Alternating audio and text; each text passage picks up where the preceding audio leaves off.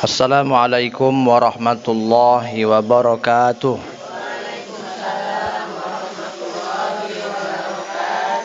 Alhamdulillahi wa kafa, wassalatu wassalamu ala nabiyil mustafa wa ala alihi wa ashabihi ahli sidiki wal wafa.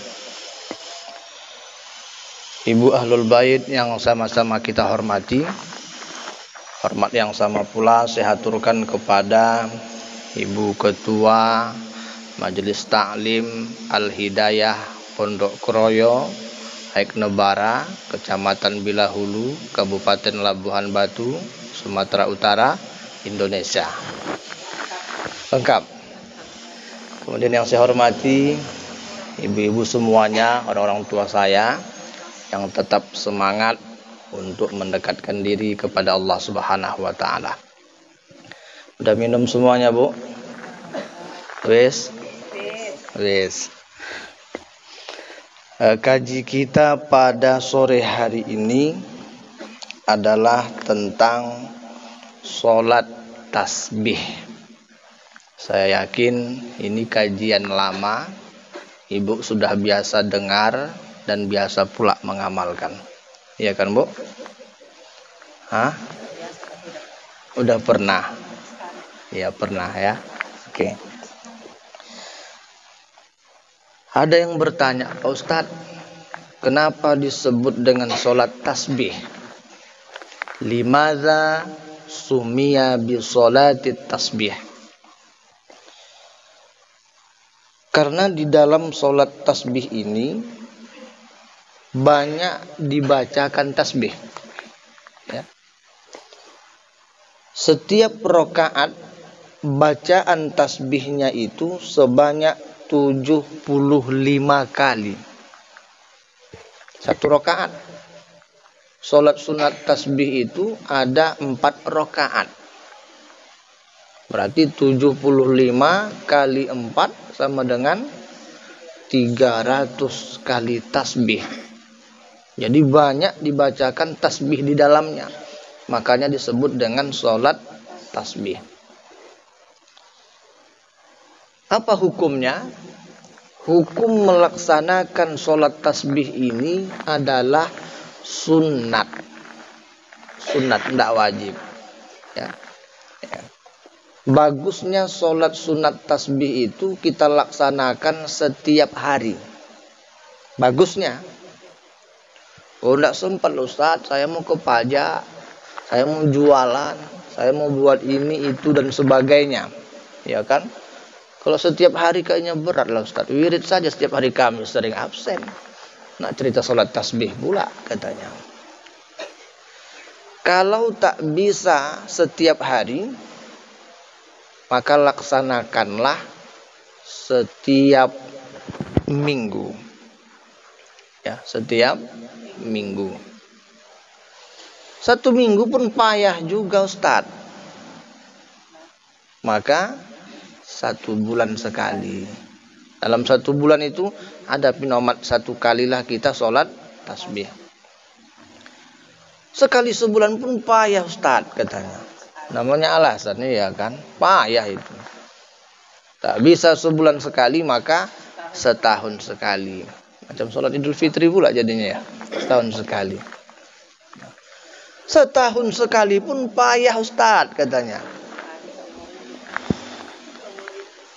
Sekali seumur hidup. Sekali seumur hidup pun berat Ustaz katanya. Hah? Selesai lah itu. Sekali seumur hidup pun tak bisa dia. Macamnya hidup beberapa kali di dunia ini pikirnya. Nah, parah itu ya. Ya. Tak bisa setiap hari, setiap minggu. Tak bisa setiap minggu, sebulan sekali. Tak bisa sebulan sekali, setahun sekali. Tak bisa setahun sekali, pinomatlah sekali seumur hidup. Begini pula tangan saya tadi ya. Pikir bang Ustaz ini kampanye katanya nanti. Jangan ya. Saya tidak kampanye. Terkadang masa-masa politik ini Bu, kita mengalami gitu. Nah, kadang kita kalau udah suka kali, semangat kali kita dukungnya. Saya pernah begitu dulu. Terakhir kecewa. Iya. Awak dukung, awak bela. Lamanya lah, keluar pakai baju Shopee pula dia. Alah, pening kepala saya. Itulah ini tadi saya tengok di berita, heboh saya tengok tadi nih, bupati kita kena bawa ke PK, dibawa ke Medan. Nggak tahu jalan-jalan kayaknya ke PK bawa. Ya mudah-mudahan keluar nanti tak pakai baju Shopee ya kan. Ngeri kita kalau sempat baju Shopee kan, malu kita kan, Bu. Malu kita, kemarin udah pernah baju Shopee sekali, sempat sekali lagi, apa tak malu kita Labuan Batu. Mudah-mudahan aman-aman saja ya. Nah, kalau kita kerjakan baik sekali seumur hidup, sebulan sekali, setahun sekali, seminggu sekali, setiap hari, apa manfaatnya untuk kita? Nah, jadi manfaat sholat sunat tasbih ini banyak ya, Bu. Di antaranya bisa menghapus dosa-dosa baik disengaja maupun tidak disengaja. Itu kelebihannya. Kita laksanakan sholat sunat tasbih, maka itu akan bisa menghapus dosa-dosa kita baik yang disengaja ataupun tidak disengaja, baik yang telah lalu maupun yang paling akhir, baik yang kecil maupun yang besar ya. Jadi dalam hadis ada disebutkan, saya tidak bacakan hari ini, sangat panjang hadisnya, saya mengambil kesimpulan saja.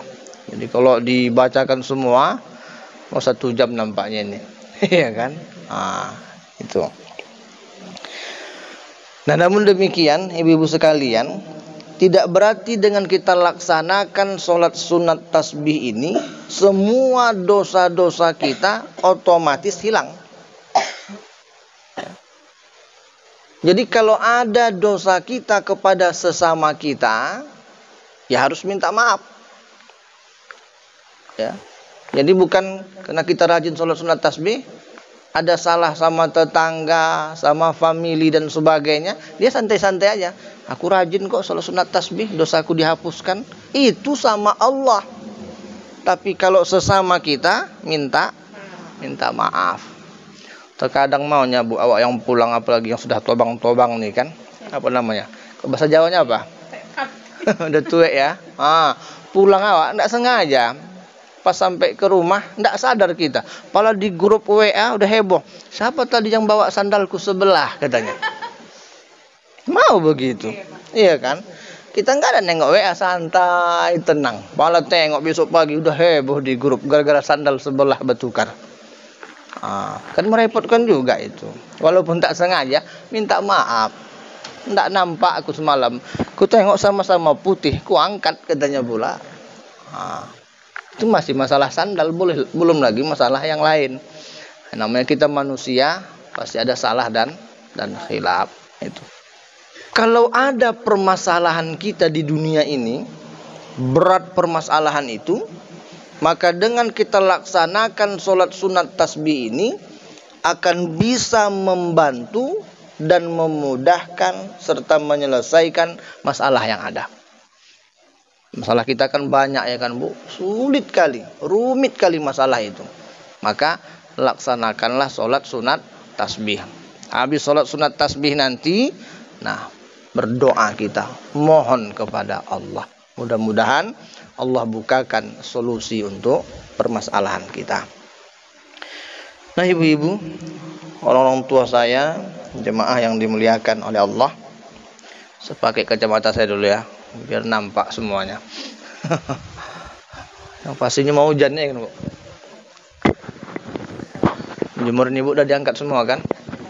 Belum? Jadi gimana ini? Tadi panas pula ya kan? Tanggung ya.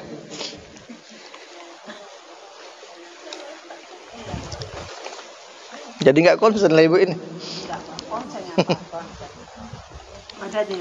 Nah, kemudian ketika kita melaksanakan sholat sunat tasbih yang 4 rakaat ini, apa surah yang harus kita baca? Terus selalu ditanya itu. Nanti habis surat, apa doanya Pak Ustadz? Katanya pula. Biasa itu kan, Bu. Apa manfaatnya? Nah,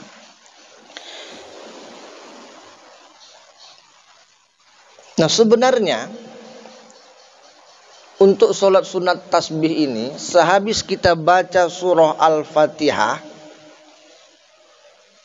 bebas-bebas saja sebetulnya. Ya. Surah apa yang kita hafal, boleh. Apa yang hafal kita, bacalah itu. Nah, kan tetapi dalam buku saya ini ada dijelaskan, ada tiga pendapat ya, 3 kutipan ya. Ini kalau bisa kita buat. Kalau bisa ya, Bu. Nah, yang pertama, boleh dicatat. Mana tahu nanti ada ibu yang hafal di sini, bawalah itu. Yang pertama, sehabis kita membaca surah Al-Fatihah di rakaat yang pertama, ya, Bu, maka kita bacalah surah Al-Waqiah. Habis Al-Fatihah, baca idza waqa'atil waqi'ah. Hafal semua, saya tengok. Udah. Rakaat kedua, sehabis kita baca Al-Fatihah, bacalah surah Al-Muluk atau Tabarok, awal juz 29. Ghairil maghdubi 'alaihim waladdallin. Udah, baru kita baca Bismillahirrahmanirrahim. Tabarakalladzi biyadihil mulku wa huwa 'ala kulli syai'in qadir, dan seterusnya. Udah masuk rakaat ketiga. Rakaat ketiga sehabis Al-Fatihah kita bacalah surah Al-Kafirun. Hafal kalian ya, Bu? Hafal. Tapi kalau tak konsen mau juga berputar-putar ya kan? Wala antum 'abiduna ma a'bud wala ana 'abidum ma 'abadtum wala antum 'abiduna ma a'bud. Yang tak konsen balik lagi ke atas itu. Wala antum 'abiduna ma a'bud wala ana 'abidum ma 'abadtum wala antum 'abiduna ma a'bud. Bah putar-putar, tak dapat simpang lakumnya. Pala dapat lakum dinukum waladdallin. Habis amin katanya kan. Makanya sebelum sholat ya siapkanlah. Macam jemuran belum diangkat tadi, angkatlah. Teringat itu kan, Allahu Akbar. Allah, jemuranku. Teringat itu, Bu. Ya. Betul-betul siaplah kita. Mau ikut ngaji juga kucingnya. Udah? Udah rakaat ketiga, masuk rakaat yang keempat.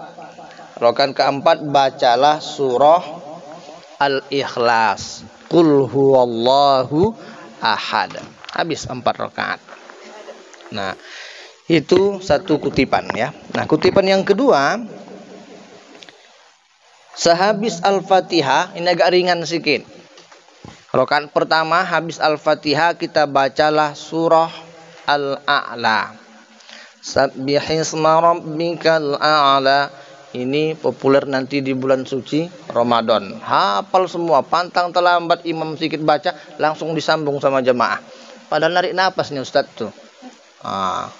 Udah, rakaat kedua habis Al-A'la kita bacalah surah Az-Zalzalah. Idza zulzilatil ardu zilzalaha. Hafal itu kan, Bu? Nah, yang ketiga balik seperti tadi, bacalah surah Al-Kafirun. Rakaat keempat baca surah Al-Ikhlas. Sama ya, seperti yang kutipan yang pertama tadi. Al-A'la, Az-Zalzalah, Al-Kafirun, Al-Ikhlas. Nah, payah juga. Namanya sudah tobang tadi, payah menghafal, ya kan? Ambil tawaran yang ketiga. Apa itu? Sehabis Al-Fatihah di rakaat yang pertama bacalah surah Az-Zalzalah. Lebih ringan lagi ya. Yang kedua bacalah surah Al-Kafirun. Apa, Bu? Al-Kafirun. Rakaat ketiga bacalah surah An-Nasr. Idza jaa nasrullahi wal fath. Hafal itu kan pendeknya itu. Nah, rakaat keempat balik lagi baca surah Al-Ikhlas. Yang manalah kira-kira dari tawaran yang tiga nih Ibu pilih? Yang ketiga. Nggak ada yang milih yang pertama. Nggak ada. Tapi tadi semangat satu-satu katanya. Pala ini tak semangat. Saya tengok yang nomor 3 yang dipilihnya. Semananya.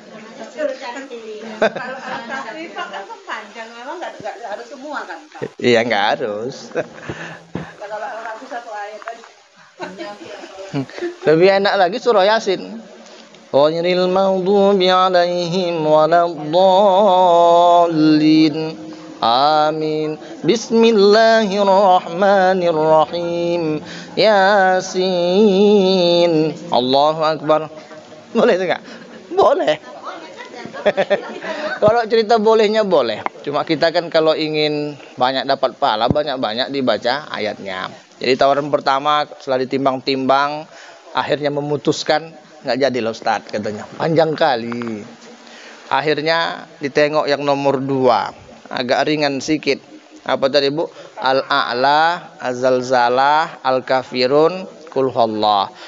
Itu pun nengok kondisi juga. Kalau tak ada rewang bisalah katanya.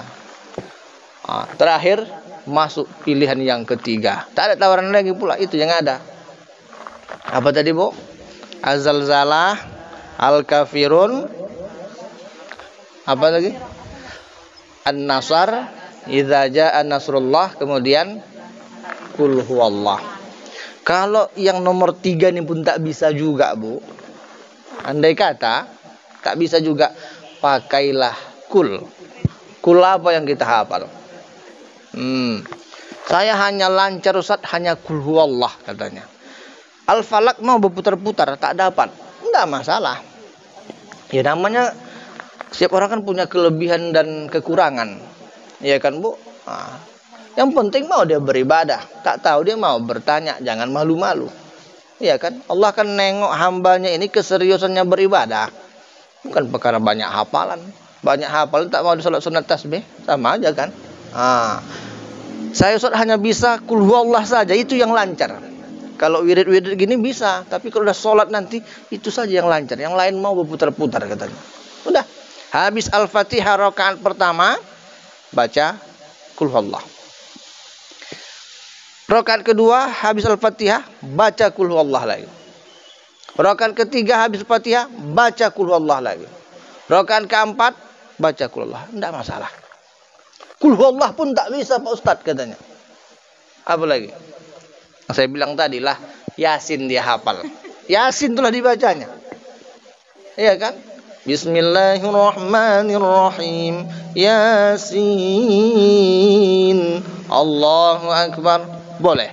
Karena Yasin termasuk ayat Al-Quran. Dapat pahala. Yasin berapa huruf? 2 huruf. Man qara'a harfan min kitabillahi falahu. Gini lagi.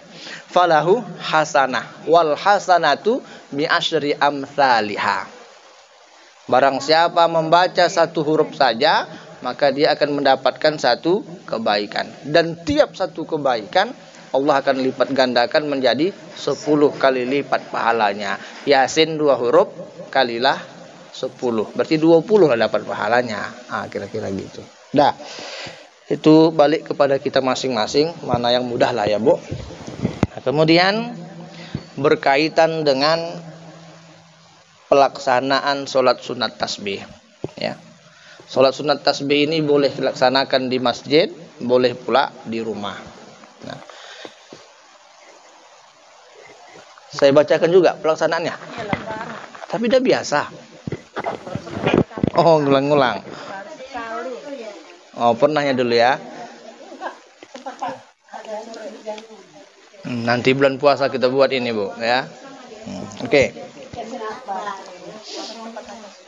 Lanjut ya. Nah, pertama sama dengan sholat yang lain.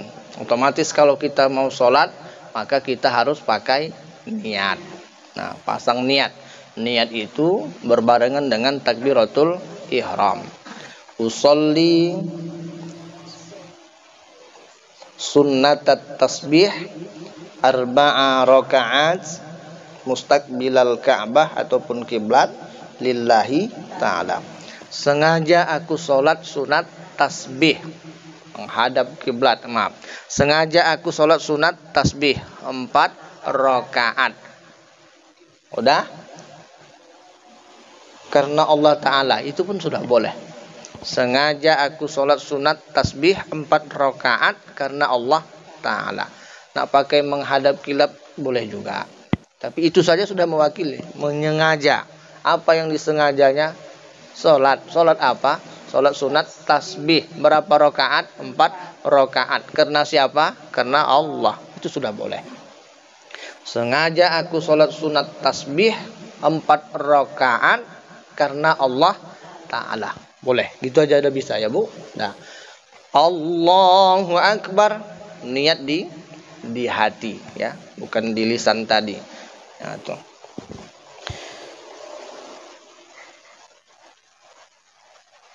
Nah, setelah kita takbiratul ihram, maka kita membaca doa iftitah. Ibu yang biasa baca wajjahtu wajhiyya baca. Yang biasa baca Allahumma ba'id baca. Ada Allahumma ba'id di sini? Ada. Enggak apa-apa baca. Nah, ya, enggak ada masalah. Habis wajjahtu Allahumma ba'id, maka kita ta'awuz. A'udzubillahi minasyaitonir rajim. Itu ta'awuz namanya ya. Udah? Kemudian kita bacalah surah Al-Fatihah. Nggak boleh potong kompas, baca semuanya sampai walad dhalin. Udah? Habis itu barulah kita baca surah. Kita sepakati. Kalau kita nanti rame-rame biar enak, biasanya begini dibuat. Kita ambillah 4 kul. Rakaat pertama kul ayyuhal kafirun, rakaat kedua kul huwallah, ketiga kul a'udzu bil falak, yang keempat kul a'udzu birabbin nas. Itu kalau kita rame-rame biar cepat siapnya kan. Tapi kalau sendiri bebas. Al-a'la azalzalah boleh. Itu ya. Nah, sehabis kita membaca surah yang kita hafal, baru kita bertasbih. Disinilah butuh konsentrasi tadi. Tasbih subhanallah walhamdulillah wala ilaha illallah wallahu akbar sebanyak 15 kali. Tolong hitung ya Bu. Nah, jangan sampai slip ya. 15 kali. Ini kalau bendahara biasa ngitung enak dia. Macam awak nih ya kan. Udah 15 kali ya. Udah. Setelah kita baca tasbih 15 kali, maka rukuklah kita.